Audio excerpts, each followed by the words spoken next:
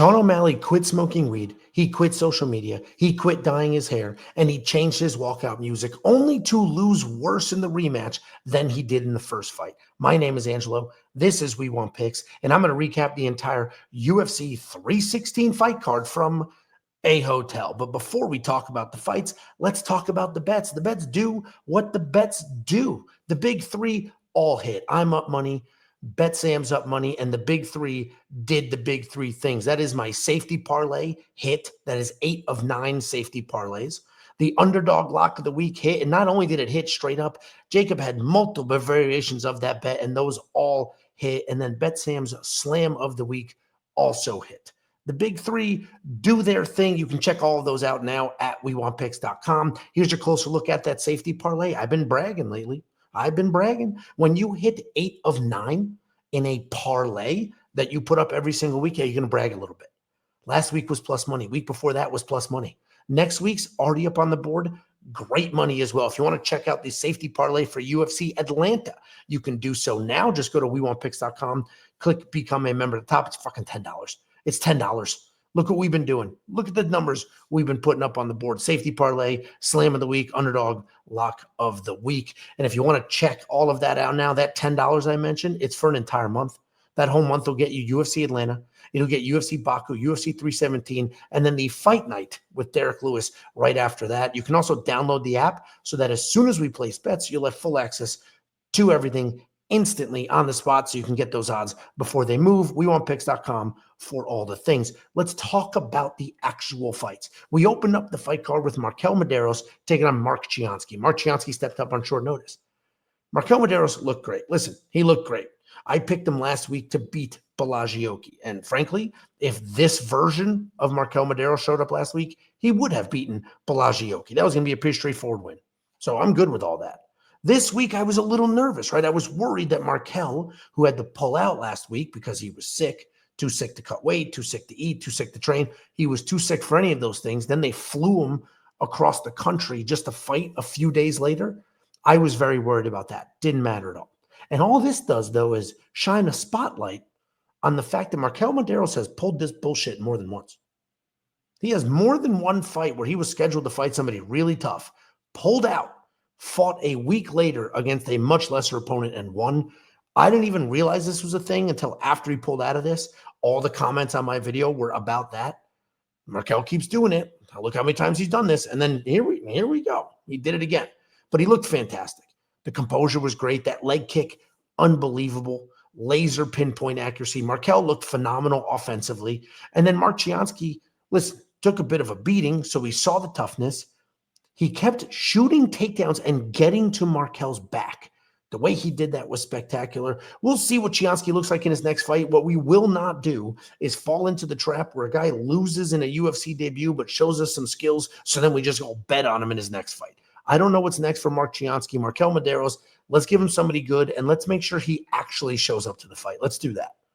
Let's make sure that he fights who he is supposed to fight. But let's give him somebody good. I mean, Marquel Mederos is showing some skills, doing really well. Let's go ahead and test the kid. Then we had a pretty fun fight with Quillan Salkilld and Yanal Ashmouz. This was fun. This was back and forth. The scorecards were a little wonky here. I thought, not that he won this fight. Don't relax before you were. My hesitation there when I said I think you were so ready to type some mean shit. You people love disagree with me in my decisions. Anyway, I thought Yanal did enough to at least have the fight be a little closer on a scorecard, but it was a pretty runaway victory for Quillan. You can see here the comment is, oh, you're a wrestler now. And that's because what was the narrative coming into this fight? I knew the narrative. I said it. I said Yanal is going to be the better striker. Quillan's going to be the better wrestler. And everybody said, no, are you crazy? That's not how this goes. Yanal is the better grappler. Quillan's the better striker. And what happened when the fight? Yanal came forward, bombed away, landed clean a few times, really got Quillan nervous. So then he went ahead and shot a bunch of takedowns and turned him into a wrestler. Yanal turned him into a wrestler. This was a fun fight. Quillan is very good. The fact that he is a good, long, lean striker and can grapple, very impressive. Looking forward to what's next for that kid. Yanal Ashmouz is kind of a bulldozer. If he can bully you, he can win. If he cannot bully you, he probably doesn't win. And he struggled with the bullying here. He had some moments. We saw the toughness. He takes a beating. He bombs away. He moves forward. But without the bullying, it's a little tough for Yanal to pull off some of those wins. So great fight, fun fight. I don't know what you do with Yanal here because he doesn't have the physical build for this division. When you're long and lean like Quillan is, you have a lot of options. When you're short and stocky like Yanal is, he attempted a few different random submissions. You're literally not long enough to execute on some of those. So this was a great fight. I'm recording this before they're announcing the bonuses, but I wouldn't be surprised if this got a bonus. Then you absolute Y-O-O, not Y-O-U, absolutely flatlined Jeka. The amount of time it took me to spell his last name was longer than this fight was. I said all week, Jeka Saragih is a terrible fighter. He's not a good fighter. He's a god-awful fighter. He's absolute dog shit trash as a fighter. And Jeka came in here and showed us that. He came running forward like a lunatic, ate a big one, went out cold. Done. That was this fight. Jeka needs to be gone. Cut him from the UFC. He's not very good. He'll come in. He'll swing wild. But when you're losing like this, what are you going to get? Now, you, on the other hand, what is he, 10-0 now? He can wrestle. He can strike. He can do all the things. I saw a bunch of tweets go viral of you fighting with his hands super low and people being like, oh, Jeka hit so hard. This guy's hands are so low. We might, the fuck, dude, Jeka is terrible. You won. He looked good in the 4 seconds that this fight was, but you don't know how good somebody is or is not in a 4-second counter hook. So we don't know yet. We need a little more out of you to figure out how good he is or isn't. I had you in the first leg of the safety parlay. That had to do with how bad Jeka is more than like, ooh, this kid's the future. But either way, let's cut Jeka. Let's get you a decent opponent. We don't have to rush him, but let's give him somebody decent so we can figure out how good he is or is not. Then we had fat-ass missed weight by 6 pound Ariane Lipski taking on Cong Wang. The reality of this fight was that Cong Wang pretty much dominated, right? She controlled the striking exchanges, defended the sloppy takedown attempts, pretty much dominated this fight. She also got her own low leg kick going. But Ariane Lipski was tough as shit. Marched forward, got in Kong's face, was willing to engage, no nonsense, not afraid. She looked much more durable than she had in the past. So all of a sudden, Ariane Lipski didn't look terrible, but she missed weight by 6 pounds. And you know what? We're like, hey, she's freshly married. She put on the married weight. This is the married weight. She got married, gained some weight. But then we found out from her coaches, she has a tumor. She's got some tumor, like in her pituitary gland or some nonsense like that, which is throwing her body out of whack. She can't cut the weight. Hearing that and then knowing she was still able to fight A, with a tumor, and B, knowing that she missed weight by 6 pounds, which is an entire weight class difference essentially, is crazy. But she fought. And honestly, she showcased some toughness. I believe that's 3 losses in a row, and I believe they will show her the exit. But she came out there. She put on – this was a fun fight. For a women's fight that went to a decision, this was a fun fight. They got after it. There was success on the Cong side. She was chopping up that lower leg, but that did not stop Ariane Lipski from moving forward, getting in her face, and making this fight. This was fun. It was entertaining. I imagine Lipski's cut, maybe not, because she's attractive and she does fight a fun style. But after a weight miss and whatever random health issue she's got going on, I don't know what her future is going to be. Cong Wang, listen, she looked good.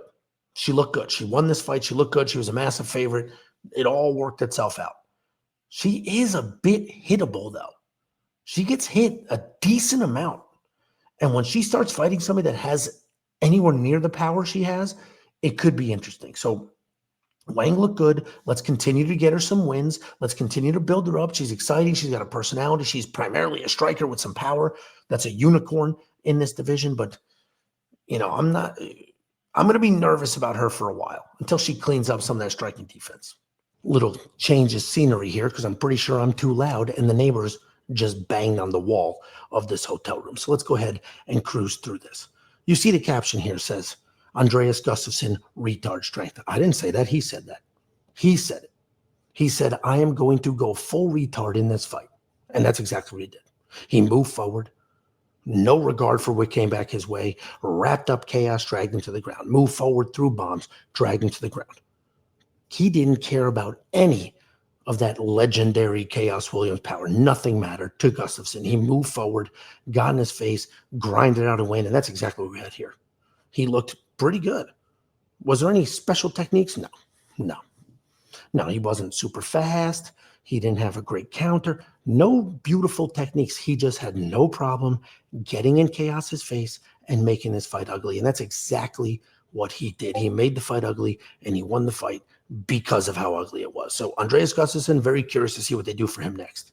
He took this fight. Keep in mind, he was supposed to fight last week. That was canceled. He called out Khaos. He knew the dangers that he was signing up for. And he still came in here, signed up for it, got in his face, won this fight. Not a care in the world. Good for him. I don't know what they do for him next, but I'm looking forward to it. Khaos Williams on his back. Listen, he'll get another fight. He's not getting cut anytime soon. He does have power. He can be exciting. We saw some grit out of him in this fight. He didn't just quit when things got tough. But Khaos Williams does not fight as well backing up as he does moving forward. We know that now. Let's see who they give him next. He's going to need to be fighting somebody who doesn't quite push that pace. Khaos needs to be landing clean, needs to be the one initiating to have some of this success. But this was a great fight, great showing. This was the third attempt at a UFC debut for Andreas, and it finally paid off for him. Then we had a couple of the big boys, Waldo Cortes-Acosta and Saragih Spivak. This was the only decision on the card that you could probably question if you wanted to.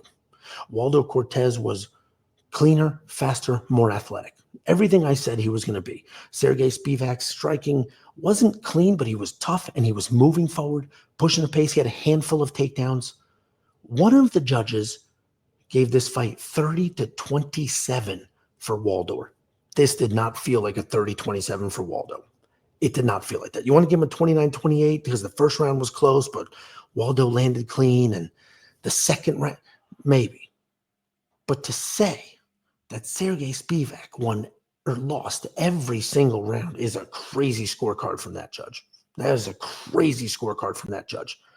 If you want to hit up the comments and, oh, Angelo, your bet should have missed because I bet on Waldo. You want to hit up the comments, your bet should have missed.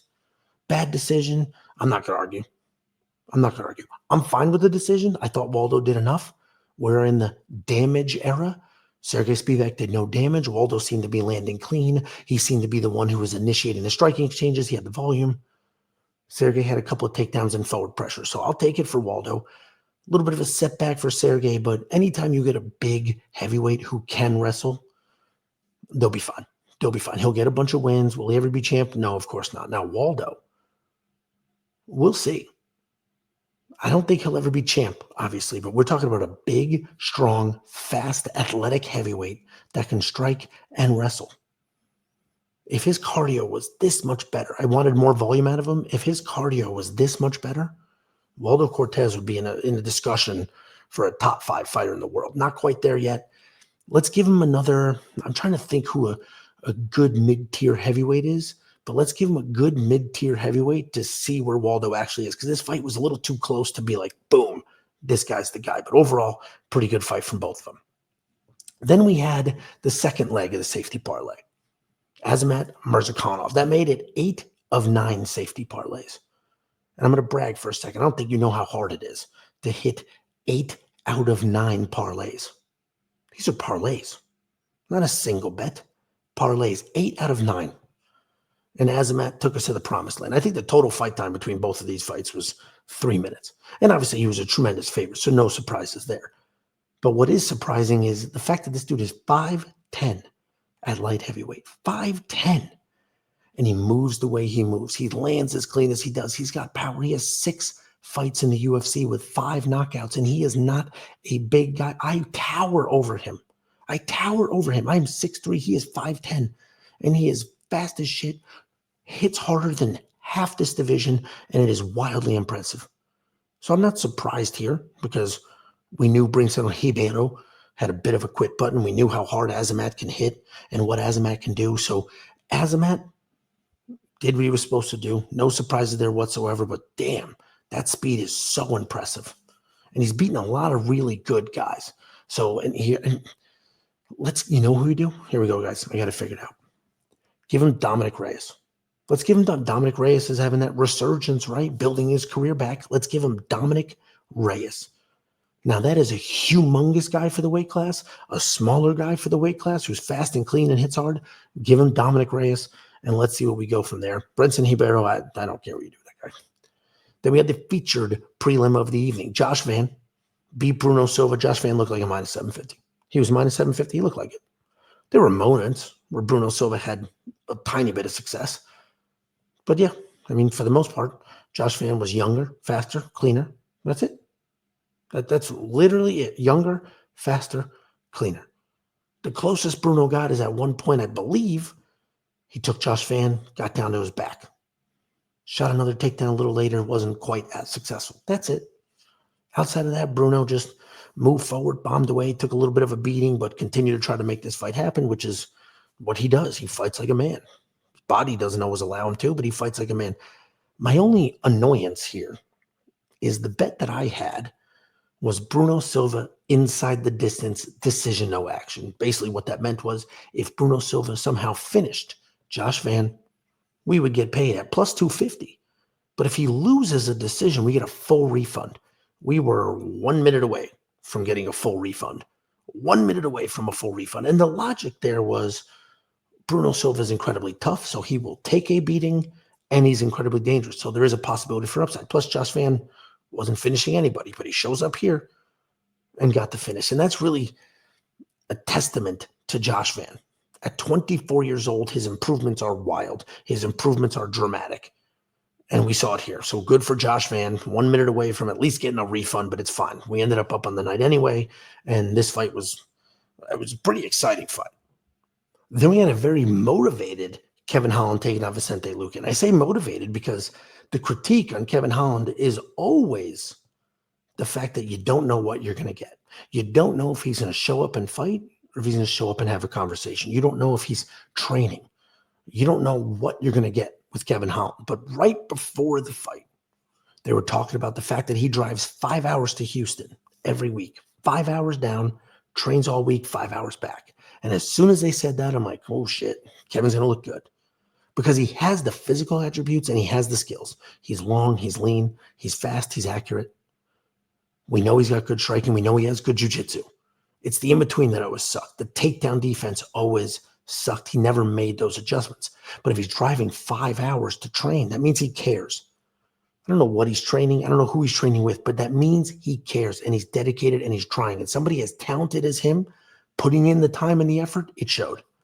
There was only really one attempt from Vicente Luque, and it was right here in this picture. He got the single, and before he could run the pipe, before he could sit down Kevin Holland hit him in the face 20 times, just bah, bah, bah, made him pay for it. Now, normally, I would hate that. Normally, you defend the takedown, right? Stuff the head, get your hips back, defend the takedown. Don't worry about these pitter-patter shots, but they were not pitter-patter shots. He was lighting that dude up. He was hitting him hard to the point where Vicente had to bail on it. And then after that, Vicente would have a couple of moments of success. He'd come in super fast, clean, accurate, bang, bang. Kevin Holland would respond back, a little bit of back and forth. Then all of a sudden, we get another grappling exchange, and Kevin Holland got it done. So Kevin Holland looked spectacular. He looked spectacular.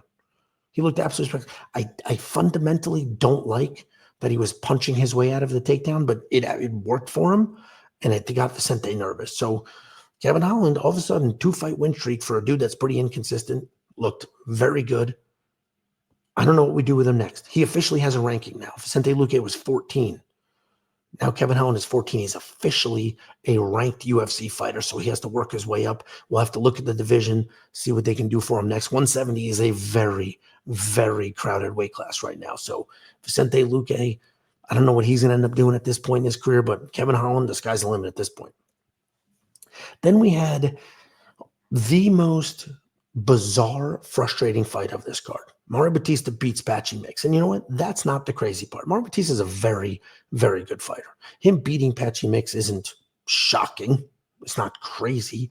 The fact, though, that Patchy Mix, a gentleman with 20 wins, 15 stoppages in those 20 wins, did nothing. He stood there, did nothing. He was a human punching bag. He did literally nothing. This is a guy that has 13 submission wins. Ask me if he tried a takedown. Ask. One. He attempted one takedown. It was the worst attempt I've ever seen in my life. And it was late in the fight when he was already getting smoked. Patchy Mix did not show up. He did quite literally nothing. He did nothing. The bad news is Patchy Mix looked like an idiot, has us all questioning how good Bellator fighters actually are. Patchy Mix is the active Bellator world champion, the current Bellator world champion. He didn't lose his belt, and now Bellator's out of business, and PFL bought him, and that's why he's gone. But he didn't lose his belt. He asked for a release. You guys can't fight me enough. I want to fight. So they did say this is the longest layoff of his entire career, so maybe that's what it was, the ring rust. Maybe there was too many factors, a long layoff, fighting in the UFC, and all of a sudden Mario Batista has insane volume. He beat Jose Aldo by backing him up, holding him against the cage. He beat Patchy Mix by laying on Merab-style pressure and volume. He didn't shoot takedowns, but he threw a ton of strikes. He stayed in Patchy's face. He was hitting the body, hitting the head, hitting the body, hitting the head, never stopped. So Patchy Mix didn't show up. Mario Batista did. They still booed this man. And I don't know why, because Mario did what he was supposed to do. Patchy's the one who didn't fight. Patchy's the one who didn't engage. He just stood there and just got hit. Now, what was impressive is Mario Batista hit Patchy as hard as he possibly could more than once. And Patchy's head doesn't even snap back. Nothing. Just his head doesn't even, the dude's got a chin on him. And here's the other reality. Everybody is dogging Patchy, me included, as we should be. That was a dog shit performance. The opportunity of your lifetime, you just didn't show up. The good news is he is a very good fighter. I'm positive of this. He has proven it time and time again. So we are going to get a discount next time Patchy fights. Next time Patchy fights, there will be a recency bias. There'll be a flood of people like me, but not me. They're going to be saying how shitty he is, how bad he is, how bad that performance was, and you can't pick him because he sucks and Bellator sucks. But the reality is he is a very good fighter, and he had a bad night. Because if you watch any Patchy Mix fight, that is not what it looks like. That is not what it looks like. So for him to show up and do quite literally nothing and stand there says to me more about the circumstances and Patchy having a bad night than it does about Patchy in general. This is not him. Meaning if he came out there shooting takedowns and they sucked and he didn't get them and he got lit up. Okay, yeah, maybe Patchy sucks. He tried to do his thing. He didn't even try to do his thing. I think it was a bad night for Patchy, a great night for Mario. People should stop hating on Mario. 2 fights in a row, 2 very different game plans, an underdog both times. Mario Batista, good for you. His record is unbelievable. I think he has the 2nd longest win streak in this division. So good for Mario Batista. Patchy Mix, we will get a discount on him next fight out. I don't know who he fights next, but we will get a discount, and we should bet on him. Well, basically, I believe Patchy Mix is a top 10 guy in this weight class. 100% believe that. So if they give him anybody outside the top 10, it should be an easy win. Then we had Joe Pyfer and Kelvin Gastelum, and this one was dicey because I bet the over 2.5. I thought Joe was going to win, but I was positive he wasn't going to finish Kelvin Gastelum. Now, maybe I should have bet Joe by decision, but you know me, I'm not the prop bet guy. So I did Joe in a parlay, and then separately I did the over 2.5 because my logic was I think Joe wins. I think Joe hits Kelvin a bunch of times. Kelvin's old, slow, sloppy. And I know he's not old in human years, but he's old in fight years. But Kelvin is made of steel. Kelvin can't be knocked out. Kelvin can't be knocked down. Kelvin can't be wild. I was filming the vlog. I'm sitting here on this couch, not a casting couch. I'm sitting here on this couch in this hotel room watching the fights, filming the vlog. I quite literally said, there is nobody that can knock out Kelvin Gastelum. Not a half a second after I said that did Kelvin Gastelum get blasted and go flying to the mat. And that was one of 3 times, I believe, in the first round. Kelvin got dropped over and over. The fact that that dude got back up, survived, arguably won the 3rd round is nuts. It's nuts. So it's easy to say his chin isn't what it used to be because he got dropped so many times in this fight. But you could also say his chin is still superhuman because he took that savage beating in the first, took great punishment in the second, and then came out and won that third round. Kelvin Gastelum, at this point in his career, is not somebody who's going to vie for a title or really get any quality wins, but he is absolutely somebody that you can use to test somebody else. He is an unbelievable measuring stick because now we know, yes, Joe Pyfer has unreal power, but he can also fight 15 minutes. Now, if it was 25, would it have looked a little different? Maybe, but he can fight 15 minutes. He can control himself. He was headhunting a bit. And listen, I went into this hating Joe Pyfer. Not his fight skills or his fight style. Frankly, he's kind of exciting. His general personality is pretty unlikable. The dude has a chip on his shoulder. He's arguing with everybody, threatening everybody. He hates everybody. It's actually crazy. Then he came walking out to some old school freestyle music. And if you don't know what I'm saying when I say freestyle music, you're not from the Northeast. You don't know 103.5 KTU. Freestyle music, I don't even know how to describe it. I'm not going to start singing it. It's not rap. It's not freestyle rap. It is a certain genre of music. And the fact that Joe Pyfer with the new hairline came out to that music, I was like, this guy's not so bad, is he? This is a good dude. And then he put on a decent performance. And then in the post-fight, he apologized for not getting a finish. So you know what?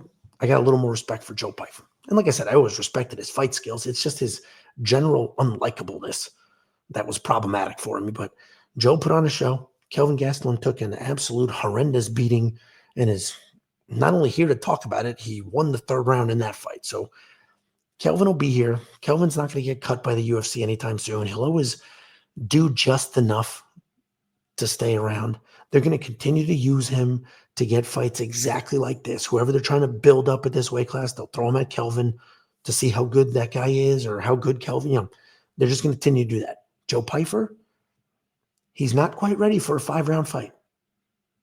He lost the only 5-round fight he's had so far. And if this was 5 rounds, there's an argument that he could have at least lost on a 1 scorecard.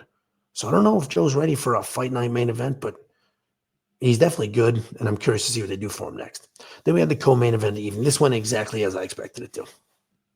I said it all. Dude, Julianna Pena is not good. She's never been good.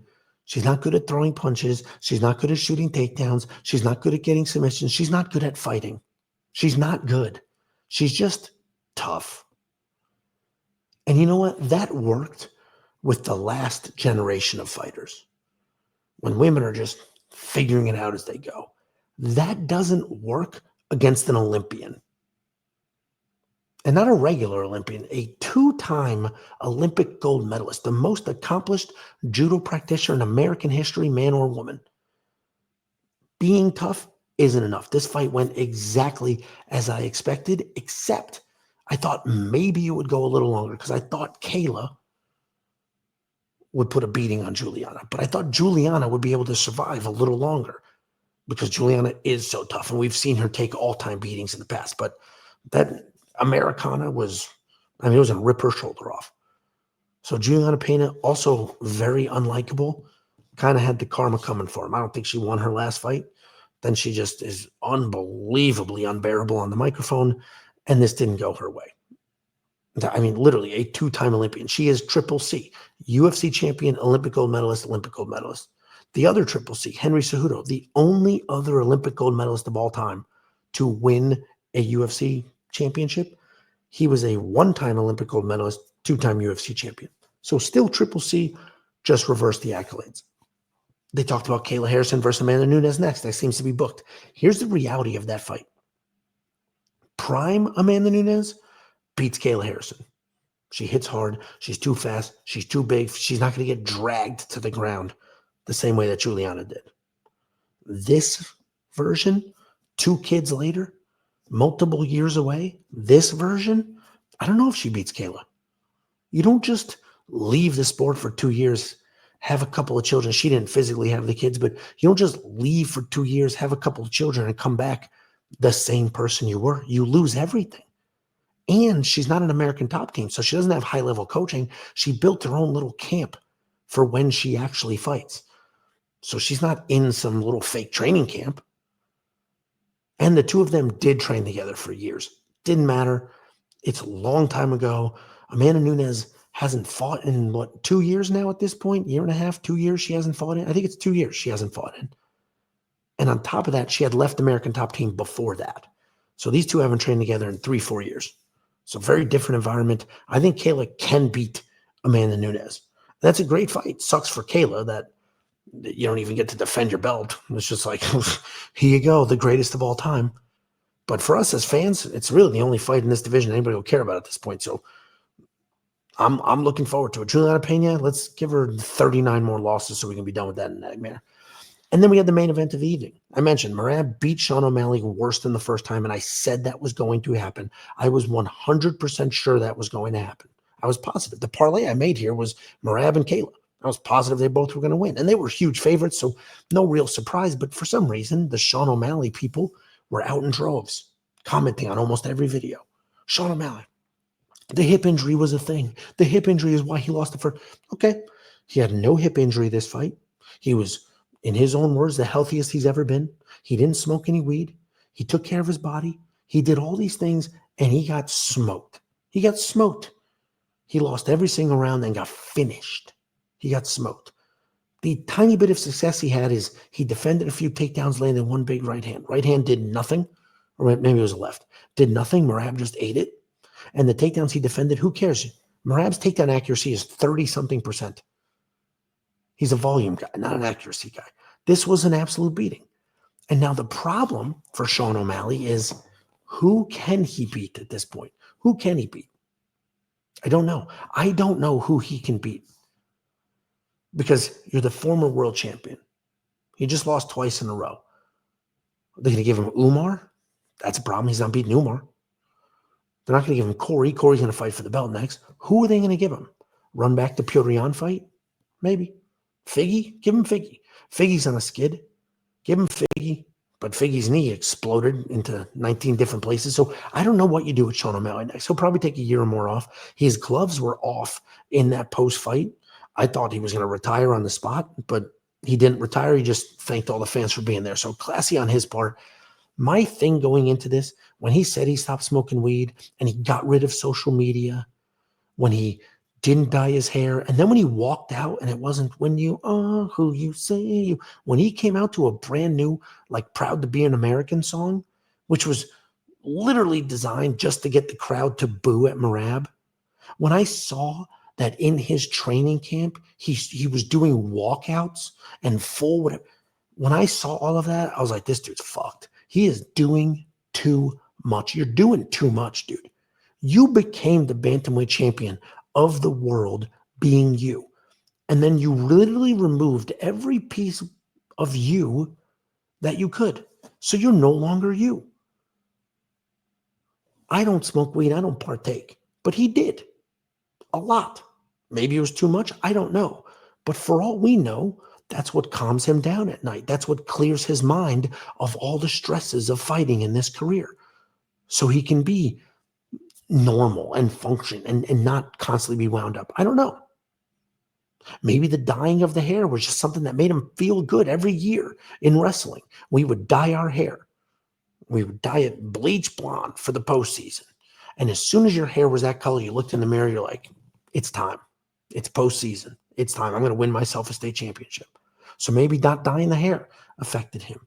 That song was quite literally just some mind game bullshit. No social media. This is a guy who has a podcast with his best friend. No social media? What are you doing? These are all things in his life that probably gave him some comfort, some joy, some routine when it comes to this stuff, and he removed every single piece of it. He forgot who he was. He needs to remember who he was. That's what he needs to do. You want to make healthier life choices? Of course, go for it. But you can't forget who you are. I don't know what you do next with Sean O'Malley. Figgy is probably the best bet as far as the division is concerned. He can get a win, hopefully. The UFC still has a guy that they can try to push back to the top. Do not give him Umar. He's fucked if you give him Umar. And Merab, well, we know what's next for him is Corey Sandhagen, and he also beats Corey Sandhagen. Merab's going to go down as the best of all time. Guys, that's the recap. Here's the safety parlay. 8-1 in the last 9. I have hit 8 of 9 safety parlays. Yeah, I'm proud of it. That is not an easy thing to do. I already have the UFC Atlanta safety parlay up right now. It's up there. It's ready to go. Check it out. Go to week.com, click become a member. It's freaking $10. I'm filming this at 1 o'clock in the morning in a hotel. Someone banged on the door before. I don't know if it was pranksters running up and down the hallway or the people in that room right there, furious that I was sitting next to that wall talking loud as hell. But we're here. We're getting it done for you. You want to support the boys? WeWantPicks.com. Click Become a Member. It's freaking $10. That $10 will get you everything you could ever want or need. And if you want 50, I'll send you 50. Go to WeWantPicks.com/bets. Use any of our affiliate links on that page. Sign up, make a deposit, send you $50 to thank you guys. Thanks for hanging out. Thanks for the watch. If you don't subscribe, please do. The UFC Atlanta video is live, maybe right now when you're watching it. If not, it'll be live 9 a.m. Central Time, Sunday morning.